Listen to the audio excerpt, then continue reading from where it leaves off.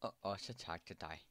Som vi kan se her, har vi et arvemønster af cystisk fibrose, hvor firkanter er mænd og cirkler repræsenterer kvinder. De grønne er raske personer, som er bærere af det defekte gen, hvor de gule er syge personer, som lider af cystisk fibrose. De hvide er raske personer, som ikke er bærere af genet. Begge forældre skal være bærere af genet, da det er et recessivt gen. Et barn kan godt have genet, selvom kun en af forældrene har, hvilket vi kan se her, hvor der kun er den ene forælder er bærer af genet. Men der er så ikke chance for, at barnet bliver sygt. Der er større chance for, at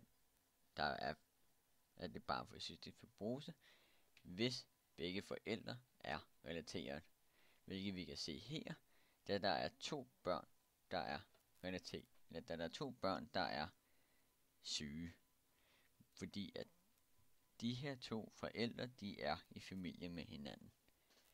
Det er cirka en fjerdedel af børnene, der bliver syge.